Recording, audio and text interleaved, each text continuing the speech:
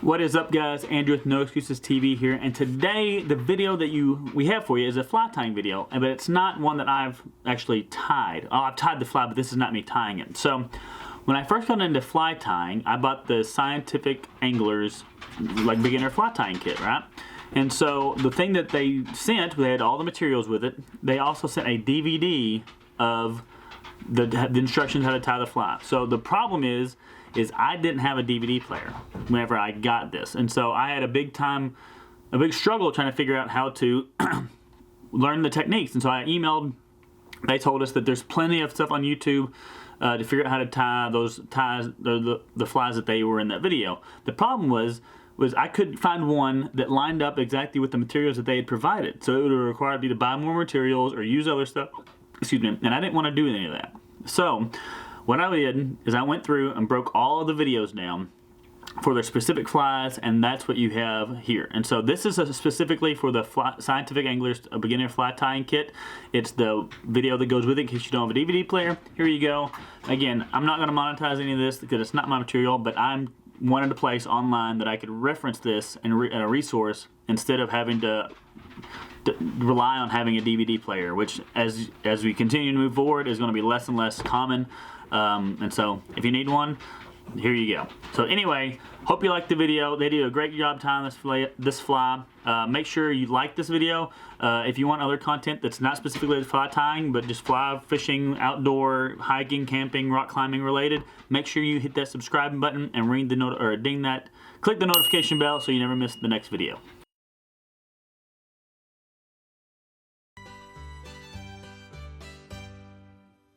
Welcome to Introduction to Fly Tying. My name is Greg Vinci, and I'll be your instructor who will take you on a journey that will provide you skills and knowledge that will greatly enhance your fly fishing experience. Though this video will provide you with all of the basic skills, there's not enough time in this video to go over the fine points of tying flies. I strongly recommend that you get some personal instruction whenever possible. Instruction can be found at fly fishing shows, fly club meetings, and at your local fly shop. Now we're going to learn the parts of the fly. They are the tail, the abdomen,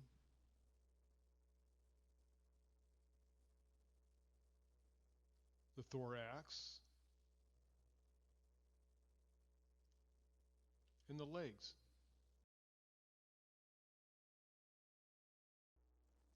The tools that we'll be using are the bobbin threader, hackle plier, half hitch tool, scissors, and hair stacker. The thread spool is attached by snapping it in between the arms of the bobbin.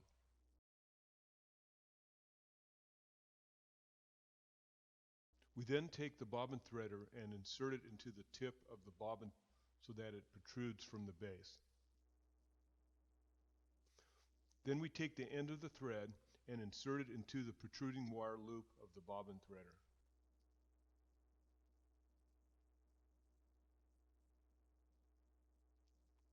Finally, pull the loop up through the tube and out of the tip.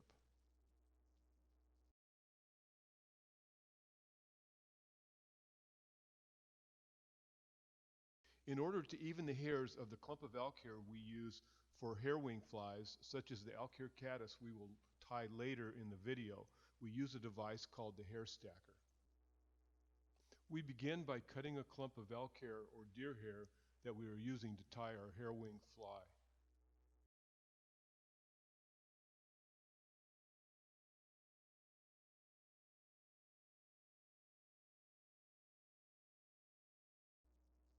It is important to brush the hair to remove the underfur so that the hair packs evenly in the hair stacker.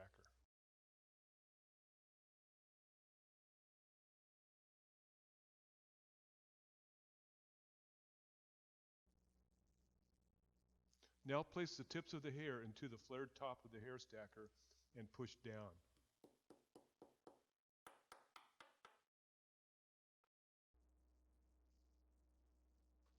To remove the packed hair, we slowly rock the flared tube of the hair stacker while gradually removing it from its base. It helps if you hold the hair stacker with the base slightly elevated.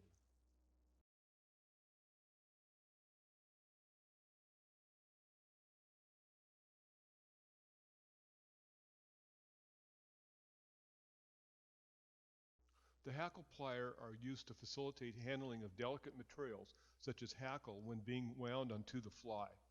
Squeeze the pliers between your thumb and forefinger and clip the jaws onto the tip of the hackle, and then gently wrap the hackle around the shank of the hook.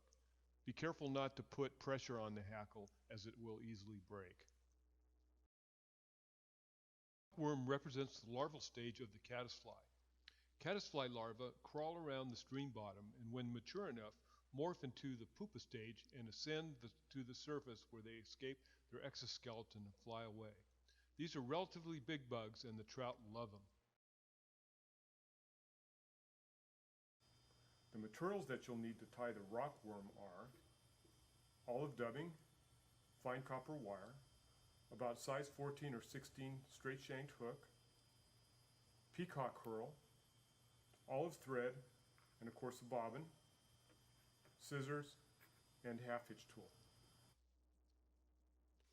As with the woolly bugger, we begin by wrapping the thread from the eye of the hook back towards the bend of the hook.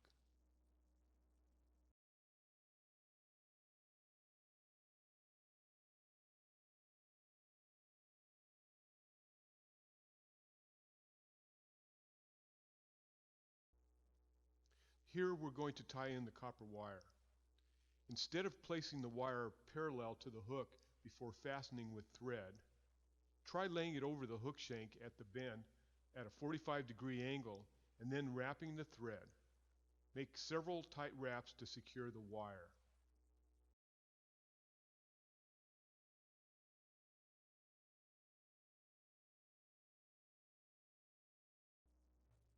We're now going to create the body or abdomen of the fly by using a technique called applying dubbing.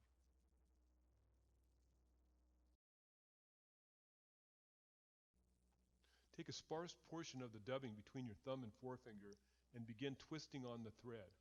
Moistening your fingers with spit or a little wax will make this process easier. The dubbing should be tightly spun around the thread.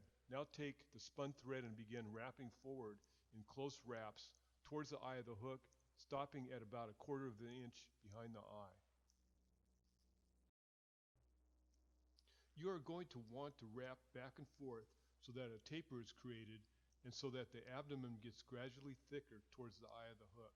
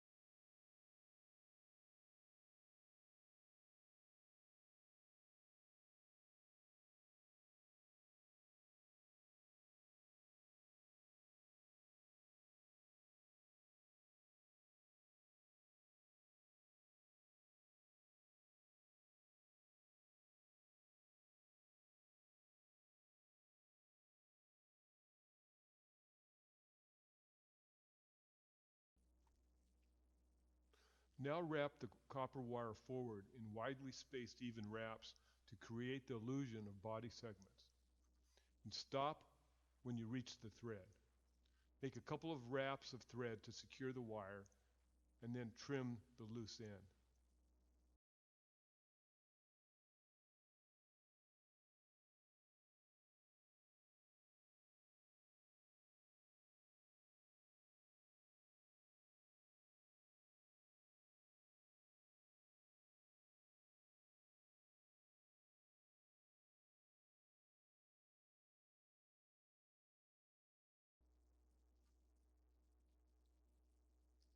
Tie in several strands of peacock herl and wrap the thread to a point that's about 1/16 of an inch behind the eye.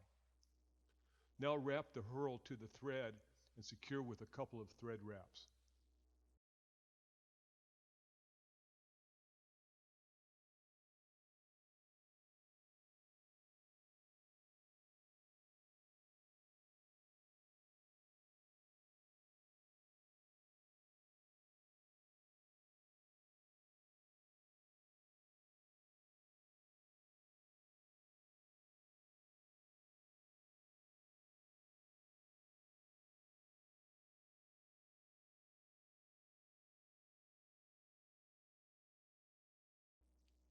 Finally finish by applying 3 half hitches with the half hitch tool.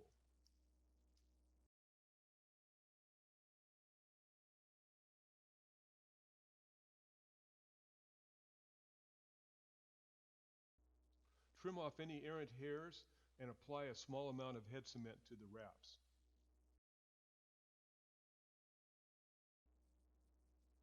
You've now tied a rockworm.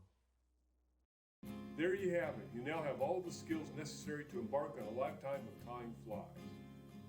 When you're on the stream, remember to pinch your barbs, release your fish, and keep our waterways clean.